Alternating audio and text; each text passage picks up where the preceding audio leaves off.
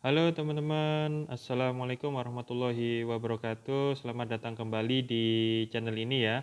Hari ini kita akan membahas tentang data sebagai bahan baku riset ilmiah.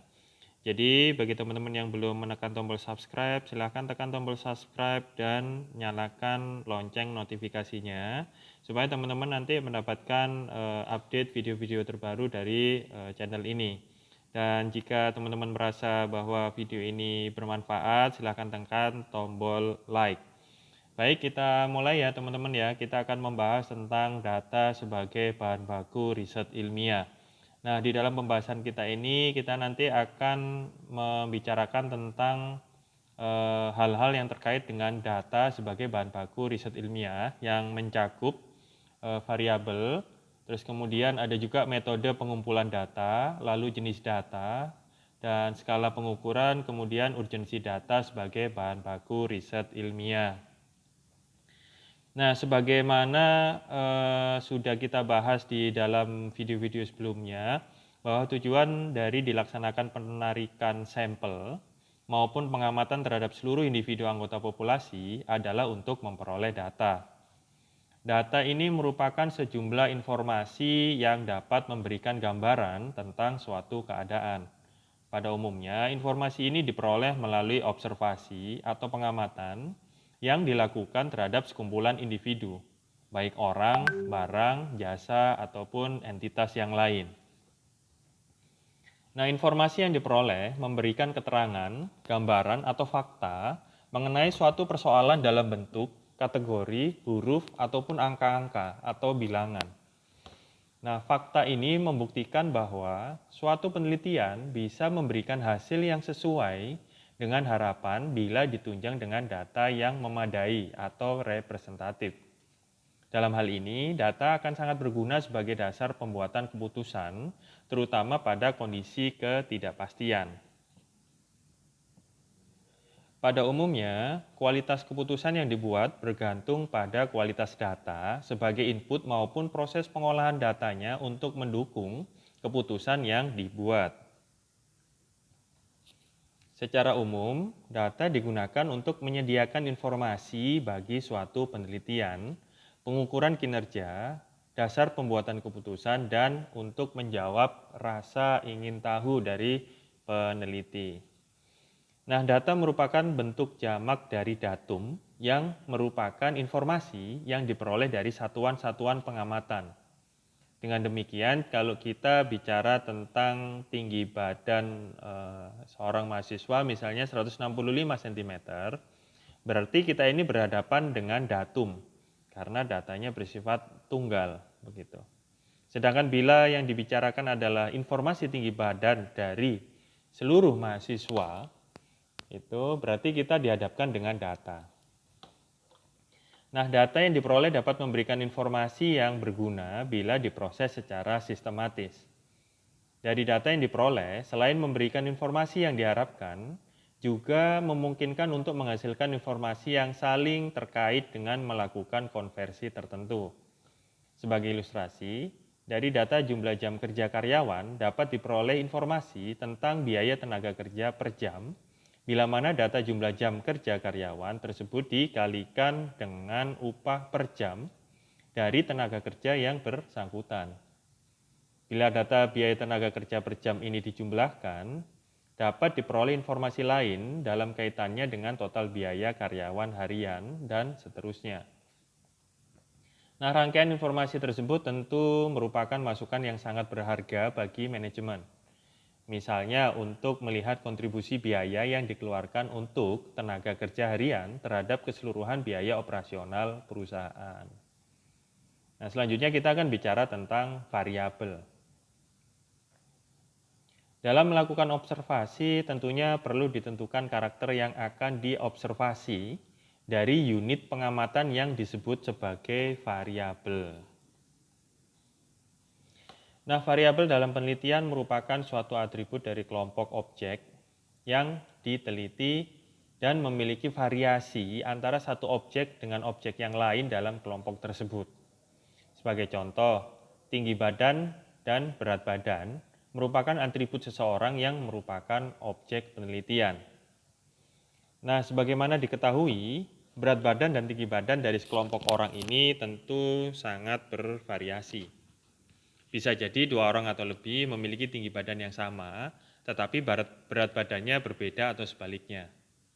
Nah, jika sekelompok orang yang menjadi sasaran penelitian tersebut memiliki tinggi badan dan berat badan yang semuanya sama, maka tinggi badan dan berat badan itu bukanlah sebuah variabel karena tidak bersifat variatif.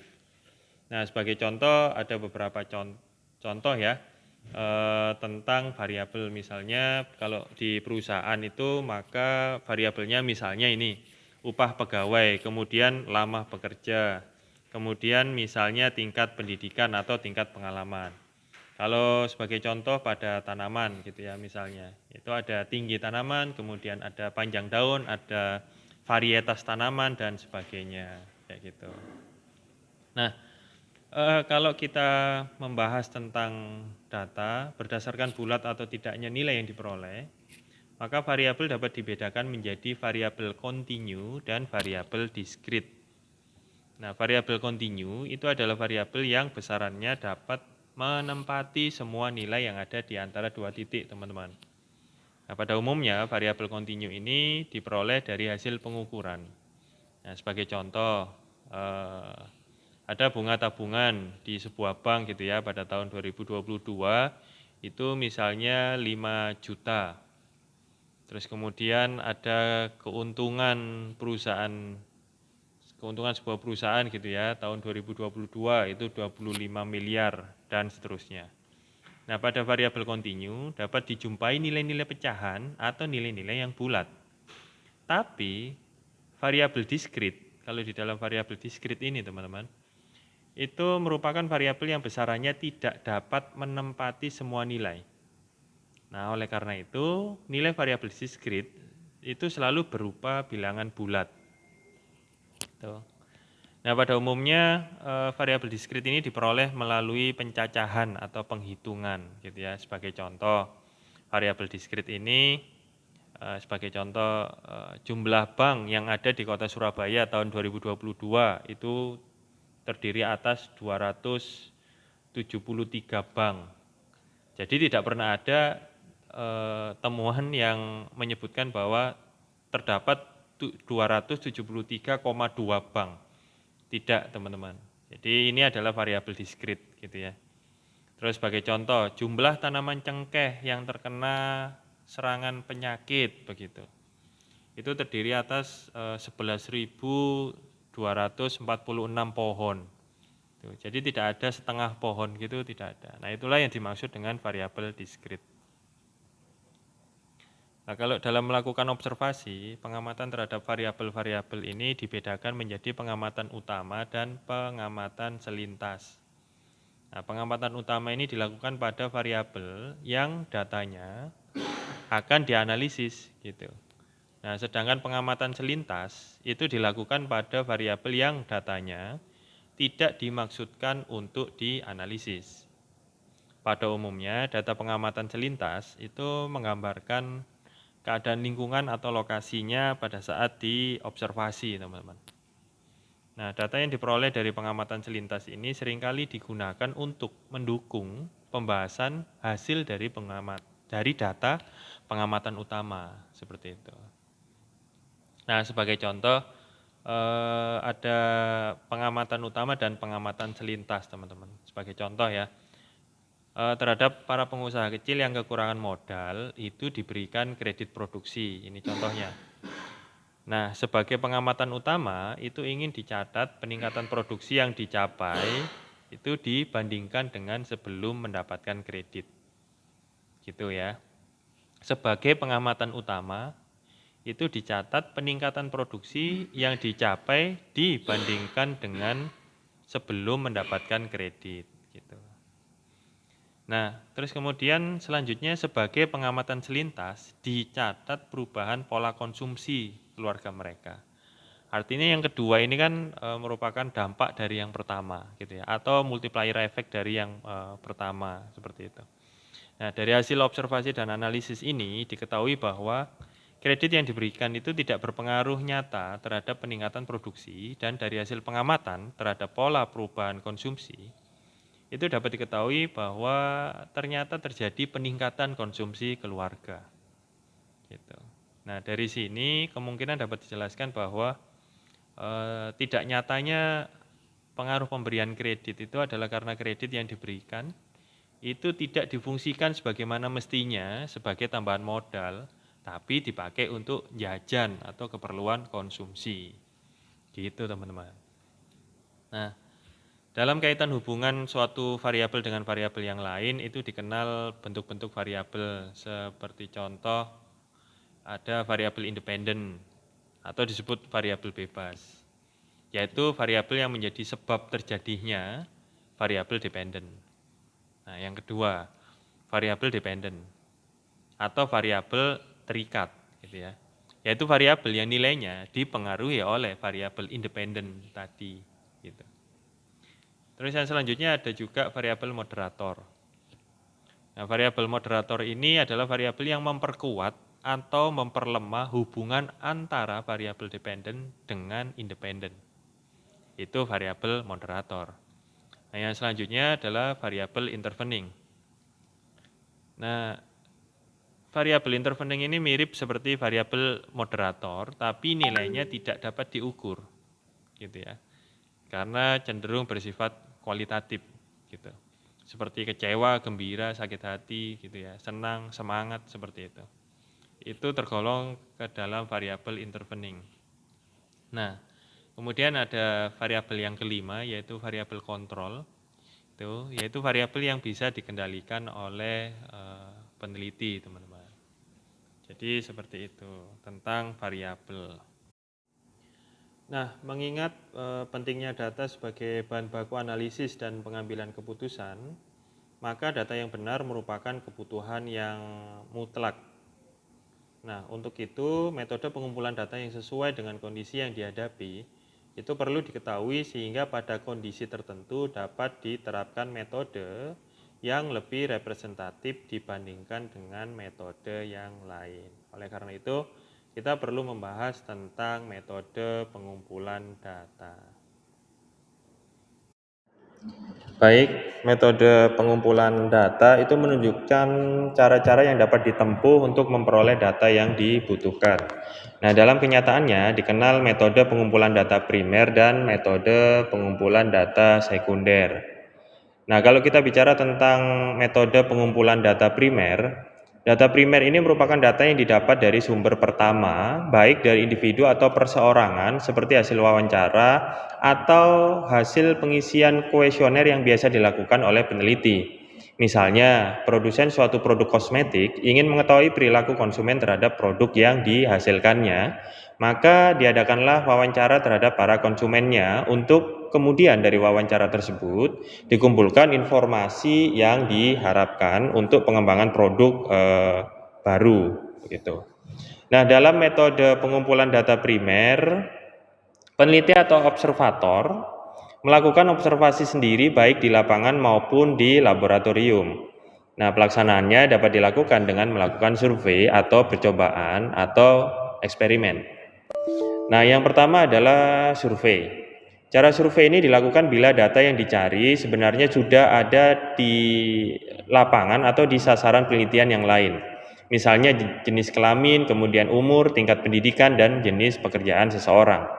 Dalam hal ini, tugas observator adalah menentukan bentuk data yang akan diukur, karakteristik yang akan diteliti, dan melakukan pengukuran serta pengumpulan data dengan teknik-teknik tertentu. Teknik pengumpulan data dengan cara survei yang bisa dilakukan itu misalnya yang pertama yaitu dengan melaksanakan wawancara terhadap responden. Nah, wawancara atau interview inilah merupakan suatu cara untuk mengumpulkan data dengan menanyakan langsung kepada informan atau pihak yang kompeten dalam suatu permasalahan. Pertanyaan-pertanyaan yang diajukan biasanya disiapkan terlebih dahulu sebagai kuesioner yang diarahkan kepada informasi-informasi untuk topik yang akan dikerjakan. Dalam mempergunakan daftar pertanyaan yang telah disiapkan, interviewer atau penanya ini tidak semata-mata tergantung pada pertanyaan-pertanyaan yang telah disiapkan tersebut. Bila ada informasi yang menarik dan perlu ditanyakan lebih lanjut, gitu ya, maka penanya ini dapat saja mengajukan pertanyaan baru di luar daftar yang telah disiapkan. Meskipun demikian, daftar pertanyaan yang telah disiapkannya tetap menjadi panduan sehingga bila telah jelas apa yang diinginkan, maka ia dapat kembali mengajukan pertanyaan dari daftar kuesionernya. Pada wawancara, hasil yang diperoleh dapat dipertanggungjawabkan secara kualitatif dan memiliki nilai yang tinggi. Semua kesalahpahaman dapat dihindari. Pertanyaan-pertanyaan yang disiapkan dapat dijawab oleh informan dengan penjelasan-penjelasan tambahan dan setiap pertanyaan dapat dikembangkan lebih lanjut. Di lain pihak, wawancara memiliki kelemahan, yaitu data atau informasi yang dikumpulkan akan terbatas dan bila harus dilakukan dalam suatu wilayah yang luas akan memakan biaya dan waktu yang cukup banyak. Dalam wawancara, pewawancara responden daftar pertanyaan atau letter view guide gitu ya, yang dipakai dan digunakan dalam interaksi antara pewawancara dan responden itu memegang peranan penting dalam keberhasilan perolehan data yang akurat. Nah, itu tadi wawancara. Kemudian yang selanjutnya adalah angket. Angket ini merupakan jawaban tertulis dari informan atas daftar kuesioner dari peneliti. Perolehan data dengan angket memiliki keuntungan lain bila dibandingkan dengan wawancara, karena selain dapat dikirimkan melalui pos atau media elektronik yang lain, secara kuantitatif peneliti dapat memperoleh data yang cukup banyak yang tersebar merata dalam wilayah yang akan diteliti. Dengan angket, informasi yang dikumpulkan dapat lebih banyak dan tersebar merata dalam suatu wilayah yang luas, walaupun kenyataannya tidak semua daftar kuesioner itu dikembalikan. Tetapi dengan menggunakan angket atau kuesioner ini memungkinkan terjadinya kesalahpahaman sehingga diperoleh jawaban yang berlainan dari apa yang dimaksudkan. Di samping ada juga pertanyaan-pertanyaan yang tidak dijawab. Nah, selain itu, jawaban-jawaban yang diberikan mungkin tidak jelas karena informan dibatasi oleh ruang, yaitu tempat menuliskan jawaban yang tersedia. Kemudian yang selanjutnya adalah menggunakan panggilan telepon atau polling ataupun melakukan observasi secara langsung. Nah, terlepas dari metode yang dipakai, keuntungan dan kelemahan masing-masing metode tersebut itu tentu akan dijumpai oleh si peneliti. Nah, kemudian yang kedua, setelah tadi yang pertama yaitu dengan cara survei, yang kedua kita bisa melakukan dengan cara eksperimen atau percobaan. Nah, eksperimen ini dilakukan jika data yang ingin diperoleh itu belum tersedia dan dengan demikian variabel yang diukur harus dibangkitkan datanya melalui suatu percobaan.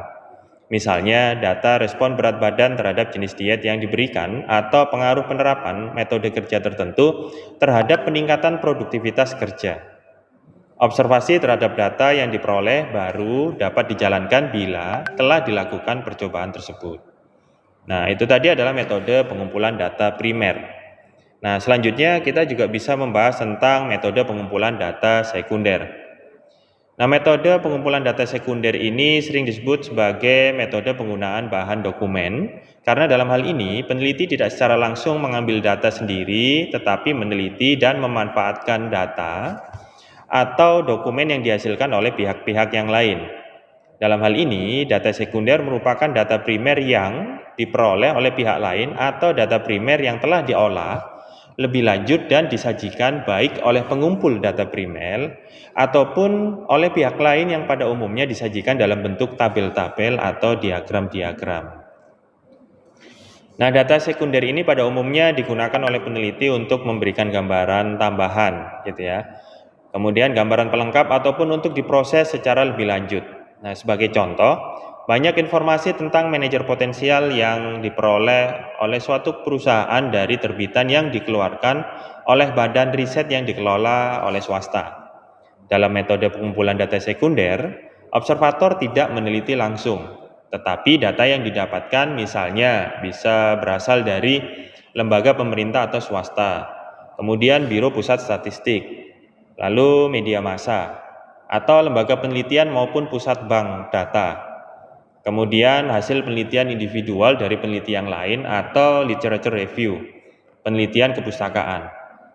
Nah, kalau di dalam penelitian kepustakaan itu upaya pengumpulan data dengan penelitian kepustakaan ini ditujukan untuk mengetahui berbagai pengetahuan dan karya yang pernah dicapai oleh para peneliti pendahulu. Bagaimana usaha mereka meneliti dan menemukan apa yang sekarang dianggap sebagai hal yang biasa saja.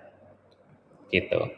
Nah, dengan penelitian kepustakaan ini peneliti itu bisa belajar dan melatih dirinya untuk mengatasi masalah-masalah penyusunan yang rumit. Bagaimana mengekspresikan semua bahan dari bermacam-macam sumber tersebut yang mungkin mengandung sudut pandang yang berbeda-beda atau bahkan terkadang bertentangan menjadi suatu karya yang terseleksi. Di samping itu, pengumpulan data melalui penelitian kepustakaan ini akan melatih peneliti untuk membaca kritis segala bahan yang dijumpainya. Mereka yang belum memiliki pengalaman atau dasar pengetahuan yang kuat, itu bisa beranggapan bahwa semua tulisan yang dibacanya dapat dipercaya. Kenyataannya, mungkin banyak sumber yang isinya itu bisa jadi kurang baik, sudah ketinggalan zaman atau penuh dengan prasangka. Oleh karena itu, kecermatan dan ketelitian peneliti itu tentu sangat teruji dalam memutuskan sumber yang dipercayainya. Dalam rangka penelitian kepustakaan, itu perlu dibedakan menjadi 3 golongan, gitu ya. Yaitu pertama, buku-buku atau bahan bacaan yang memberikan gambaran umum mengenai suatu persoalan yang sedang digarap. Dalam hal ini, tidak perlu dibuat catatan-catatan dari buku semacam ini. Kedua, buku-buku yang harus dibaca secara mendalam dan cermat. Dari bahan semacam inilah, peneliti harus membuat kutipan-kutipan yang diperlukan. Dan ketiga, bahan bacaan tambahan yang menyediakan informasi untuk mengisi kekurangan informasi yang telah diperolehnya. Nah, jika seorang peneliti dapat menentukan akan menggunakan data sekunder untuk membahas permasalahan yang dihadapinya, hal pertama yang harus mendapat perhatian adalah sumber data. Karena tidak jarang masing-masing sumber data sekunder akan menghasilkan informasi yang berbeda. Perbedaan yang ada ini kemungkinan disebabkan karena adanya perbedaan terhadap batasan konsep yang digunakan dan ketelitian dalam pengumpulan data dari berbagai peneliti sebelumnya. Dengan memahami kemungkinan sumber perbedaan informasi yang mungkin diperolehnya, maka bila ia kemudian memperoleh hasil yang janggal, maka peneliti ini bisa segera mengetahui penyebabnya dan bila memungkinkan dapat dilakukan pengecekan ulang terhadap data tersebut.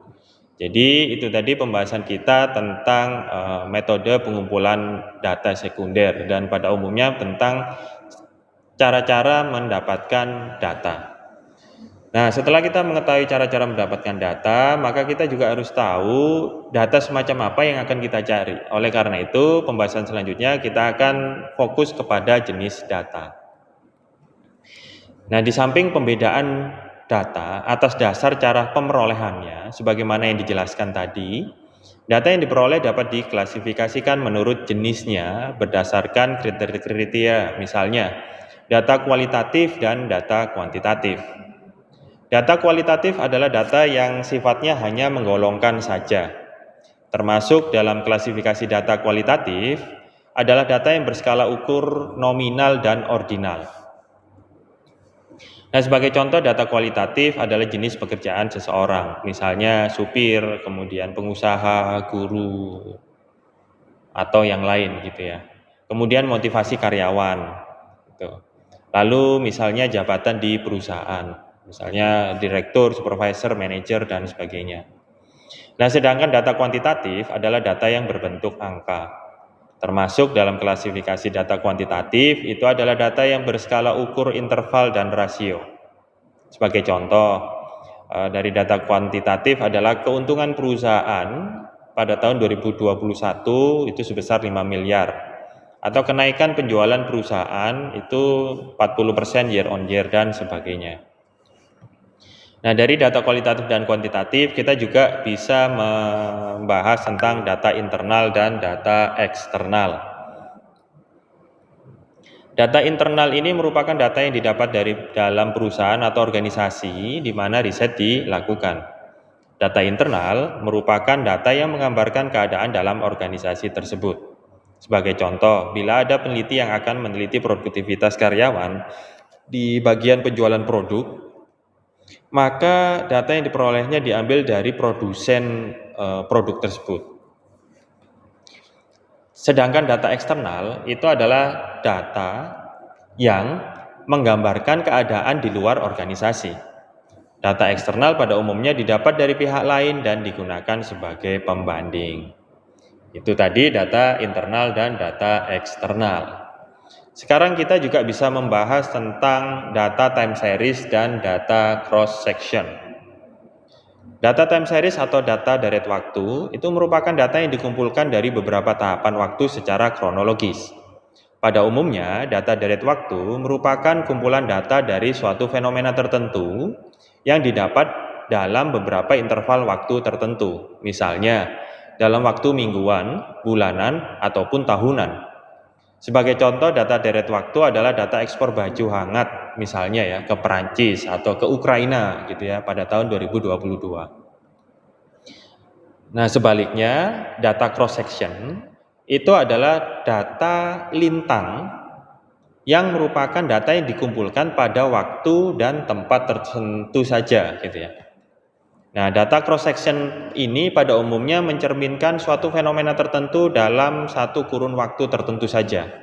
Misalnya, data hasil pengisian kuesioner tentang perilaku pembelian suatu produk kosmetik dari 240 responden pada bulan Maret tahun 2022. Nah, itu tadi adalah data time series dan data cross section.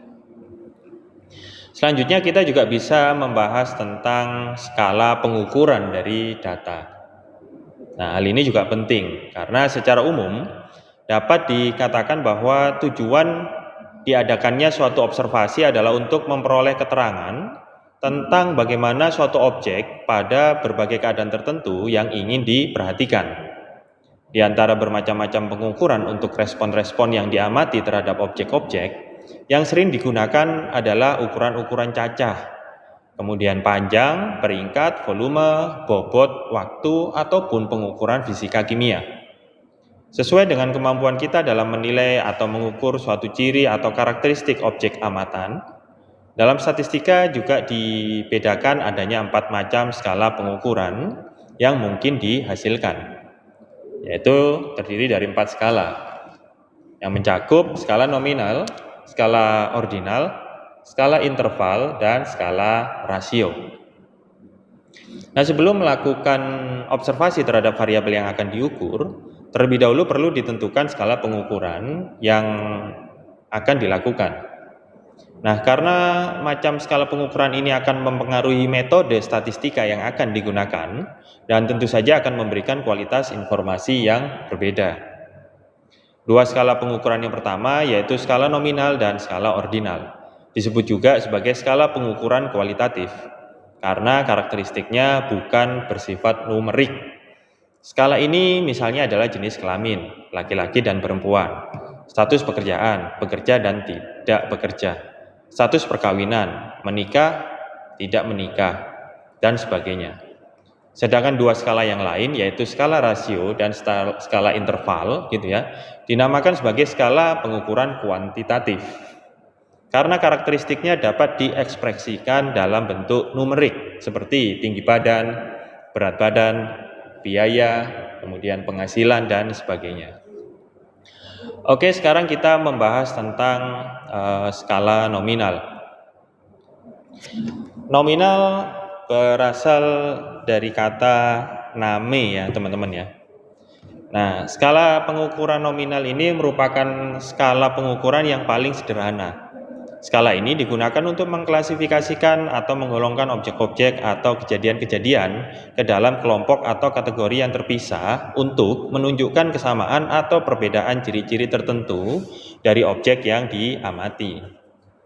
Kategori-kategori atau kelompok yang ada sudah didefinisikan sebelumnya dan dilambangkan dengan kata-kata, huruf, simbol, ataupun angka. Nah, dengan skala pengukuran nominal ini, hasil pengukuran yang diperoleh bisa dibedakan tetapi tidak bisa diurutkan, mana yang lebih tinggi, mana yang lebih rendah, mana yang lebih utama, dan mana yang bisa dikesampingkan. Hal ini disebabkan karena fungsi angka, simbol, ataupun huruf yang diberikan di sini hanya sebagai lambang yang menunjukkan ke dalam kelompok mana suatu hasil pengamatan harus dimasukkan. Maka nilai-nilai yang ada sama sekali tidak melambangkan besarnya suatu yang diukur tadi dan tidak pula mengungkapkan perbandingan besar atau pemeringkatan sesuatu. Sebagai contoh variabel jenis kelamin, yaitu pria dan wanita. Dalam hal ini, wanita tidak lebih rendah daripada pria dan begitu juga sebaliknya. Bila dalam pengolahan data biasanya laki-laki diberi nilai 1 dan wanita diberi nilai 0, maka pemberian angka ini harus diartikan sebagai pemberian label saja, tidak untuk operasi matematika. Nah, untuk keperluan khusus, terkadang pemberian angka tersebut dibalik, laki-laki 0 dan wanita 1. Dengan skala pengukuran nominal, setiap observasi harus dimasukkan hanya pada satu kategori saja. Tidak boleh lebih, atau dengan kata lain, antara kategori satu dengan yang lain harus saling bebas atau tidak tumpang tindih begitu. Nah, kategori-kategori atau kelompok-kelompok yang ada harus dibuat lengkap sehingga dapat menampung semua kemungkinan yang relevan bagi objek-objek atau kejadian yang mungkin terjadi. Sebagai contoh, sekumpulan bunga itu bisa diklasifikasikan menjadi bunga merah, bunga kuning, biru, ataupun bunga yang berwarna putih. Di sini hanya dapat ditentukan sama atau tidak, tetapi tidak dapat diketahui apakah individu yang satu lebih besar atau lebih kecil dibandingkan dengan individu yang lain. Contoh-contoh aplikasi di bidang pemasaran ini bisa jadi ada merek dagang, jenis toko, wilayah penjualan, dan sebagainya. Nah, itu tadi adalah skala nominal. Selanjutnya kita akan membahas tentang skala ordinal. Nah, dengan menggunakan skala ordinal, objek-objek yang ada juga digolongkan ke dalam bentuk kategori tertentu. Tetapi berbeda dengan skala nominal, angka atau huruf yang diberikan di sini sudah mengandung tingkatan. Itu ya. Sehingga dari kelompok yang terbentuk dapat dibuat suatu urutan peringkat yang menyatakan hubungan lebih dari atau kurang dari menurut suatu aturan penataan tertentu. Seperti halnya skala nominal, kelompok-kelompok yang sudah didefinisikan sebelumnya juga menggunakan lambang angka atau huruf. Bilangan yang diberikan kepada objek-objek atau kejadian-kejadian ketika mereka ditempatkan pada suatu skala ordinal hanya menyatakan tempatnya dalam suatu susunan. Mereka ini tidak menyatakan apa-apa mengenai jarak dari satu datum ke datum yang lain sehubungan dengan karakteristik yang ada padanya. Dengan demikian, jarak atau beda nilai antara nilai-nilai yang berbeda dari sepasang objek adalah tidak terukur. Nah, ukuran yang ada pada skala ordinal tidak memberikan nilai absolut pada objek, tetapi hanya memberikan urutan atau ranking yang bersifat relatif saja. Nah, jarak antara golongan satu dengan golongan yang lain tidak perlu harus sama dengan jarak antara golongan 2 dengan 3. Jadi jarak antara ranking 1 dengan ranking 2 itu tidak harus sama dengan jarak antara ranking 2 dengan ranking 3 dan seterusnya. Dalam skala ordinal ini, peringkat yang ada tidak memiliki satuan ukur.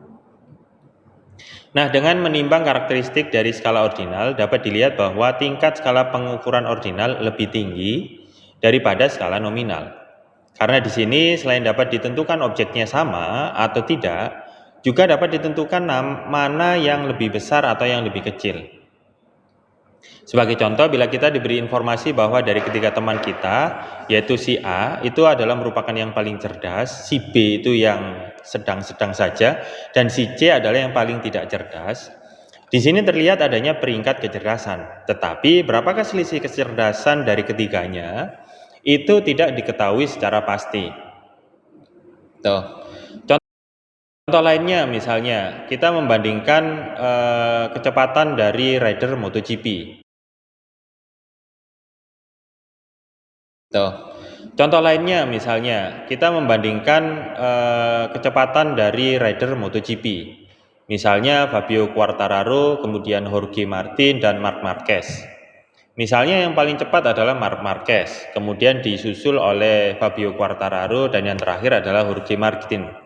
Jarak antara Marc Marquez dengan Fabio Quartararo itu tidak harus sama dengan jarak Fabio Quartararo dengan Jorge Martin. Gitu.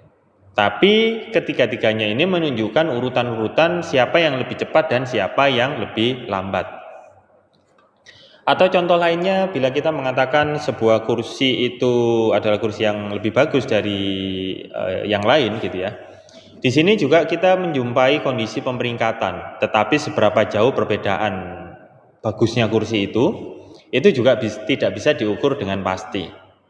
Dengan demikian, sama juga seperti status sosial, gitu ya. Misalnya status sosial rendah, status sosial sedang, dan status sosial tinggi. Besarnya perbedaan status tinggi ke status sedang, gitu ya, belum tentu sama dengan besarnya perbedaan dari status sedang ke status yang rendah.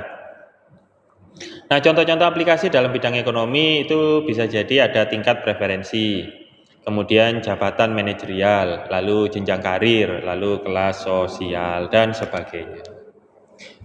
Nah, itu tadi adalah skala ordinal.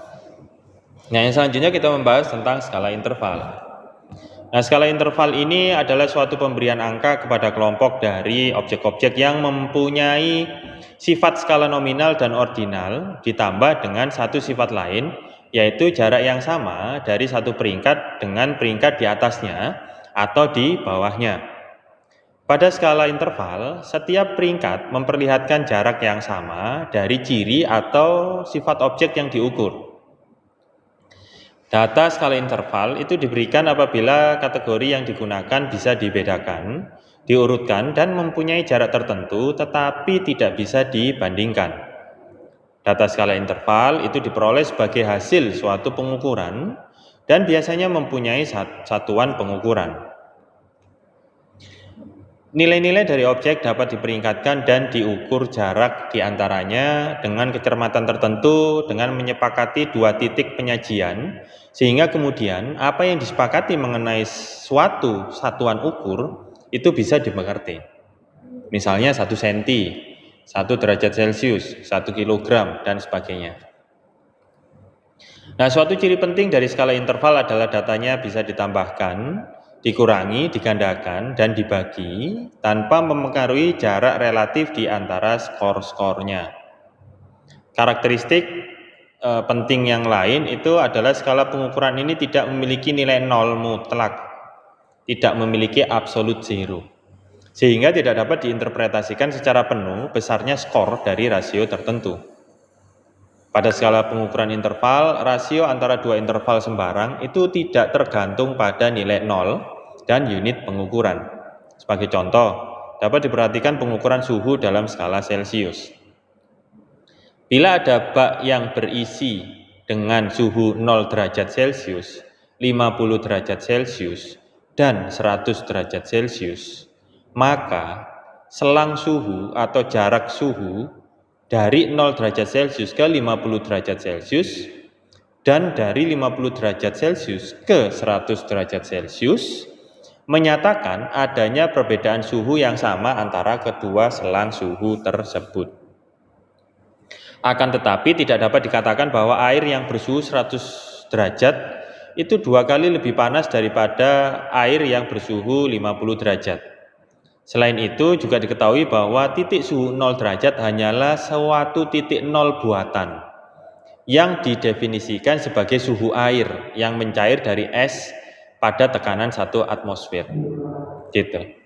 Kemudian contoh aplikasi yang lain adalah misalnya dalam penilaian kinerja karyawan dengan skala 0 sampai 100. Bila Stefani mendapatkan penilaian kinerja 80 dan Karyono mendapatkan nilai 40, walaupun nilai Stefani tadi 2 kali nilai Karyono, tidak berarti kemampuan Karyono atau kemampuan Stefani itu 2 kali lebih baik daripada kemampuan Karyono. Hal ini terjadi karena skala penilaian 0 sampai 100 dibuat berdasarkan suatu konsensus saja.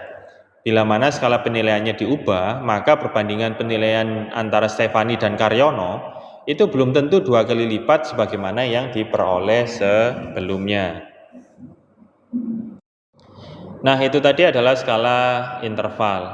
Selanjutnya kita bisa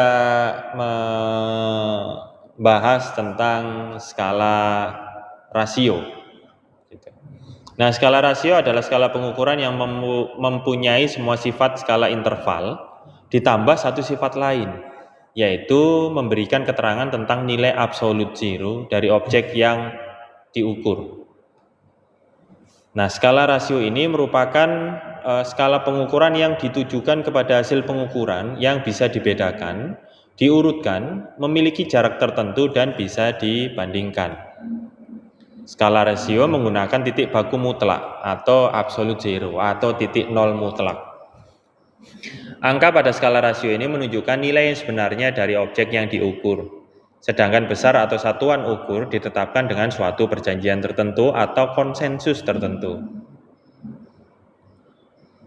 Pada skala rasio, jarak dan waktu pengukuran itu memiliki titik nol sejati dan rasio antara dua titik skala tidak tergantung pada unit pengukuran. Sebagai contoh, bila kita ingin membandingkan berat dua benda, berat benda pertama 50 gram dan berat benda kedua 100 gram.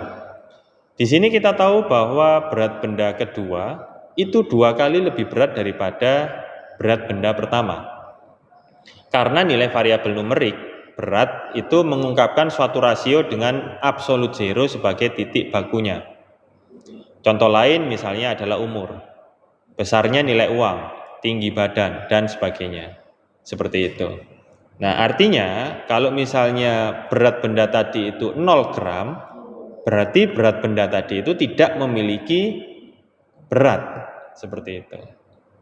Atau kalau misalnya besarnya nilai uang, jika besarnya nilai uang ini bernilai 0, maka sesungguhnya tidak ada uang gitu. Nah, itulah yang dimaksud dengan absolute zero. Nah, bila dipandang dari penjelasan tersebut, tampak bahwa skala pengukuran nominal ini memiliki kehalusan ya, pengukuran yang paling rendah dan skala rasio itu memiliki tingkat presisi pengukuran yang paling tinggi. Tapi walaupun demikian tidak berarti bahwa skala nominal itu adalah yang paling jelek dan skala rasio yang paling baik. Dalam hal ini skala pengukuran yang baik adalah yang paling sesuai dengan kebutuhan.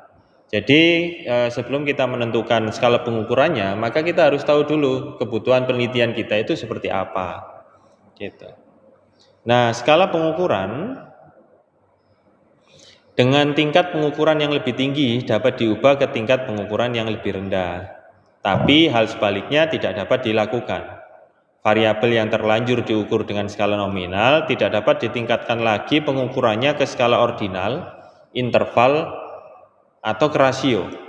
Akan tetapi, suatu variabel dengan skala ordinal, maka hasil pengukurannya dapat diubah ke skala nominal. Demikian pula variabel yang diukur dengan skala pengukuran interval tidak dapat dinaikkan ke skala rasio, tetapi dapat diubah ke skala nominal atau ordinal. Sebagai contoh, jika kita hanya tahu si Andika itu lebih tinggi dari Bobby, maka ini disebut sebagai skala ordinal, lebih tinggi. Kita tidak bisa mengatakan berapa tinggi sebenarnya dari Andika dan Bobby. Nah, berapa tinggi sebenarnya? Ini adalah skala rasio. Tapi sebaliknya, jika kita tahu bahwa tinggi Andika itu 172 cm dan tinggi Bobby 165 cm, di mana ini adalah skala rasio, maka kita bisa ubah informasinya menjadi Andika lebih tinggi dari Bobby. Ini adalah skala ordinal. Nah, dengan pertimbangan karena informasi yang diperoleh akan lebih banyak, bila digunakan skala pengukuran yang lebih tinggi, gitu, maka dapat diubah ke skala pengukuran yang lebih rendah, tapi yang sebaliknya tidak bisa. Maka memang sebaiknya diusahakan untuk tidak melakukan pengukuran variabel dalam skala pengukuran yang setinggi mungkin, seperti itu. Tetapi sekali lagi skala yang baik adalah skala yang digunakan sesuai dengan tujuan yang ingin dicapai dari penelitian yang dilakukan. Jadi itu tadi teman-teman pembahasan kita tentang data sebagai bahan baku riset ilmiah. Artinya kita sebagai masyarakat ilmiah yang melakukan riset ilmiah itu tidak akan bisa melaksanakan riset ilmiah tanpa adanya data. Lebih luas lagi, ketika kita menjadi seorang pemilik perusahaan atau pemimpin perusahaan, ketika menentukan keputusan bisnis, maka kita harus berpedoman pada data yang ada dan fakta-fakta yang ada.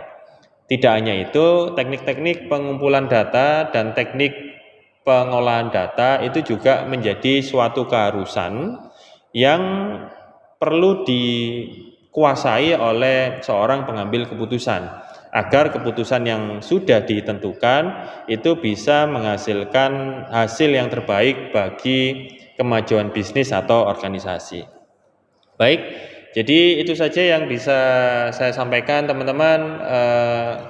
Selanjutnya teman-teman yang belum menekan tombol subscribe, silakan tekan tombol subscribe dan nyalakan lonceng notifikasinya supaya teman-teman bisa mendapatkan video-video terbaru dari channel ini. Dan jika channel ini dirasa bermanfaat, silakan tekan tombol like dan semoga teman-teman tetap sehat selalu dan tetap rajin belajar untuk mengembangkan wawasan yang kita miliki. Baiklah teman-teman, sampai jumpa di video-video selanjutnya dan semoga sehat-sehat selalu. Wabillahi taufiq wal hidayah. Wassalamualaikum warahmatullahi wabarakatuh.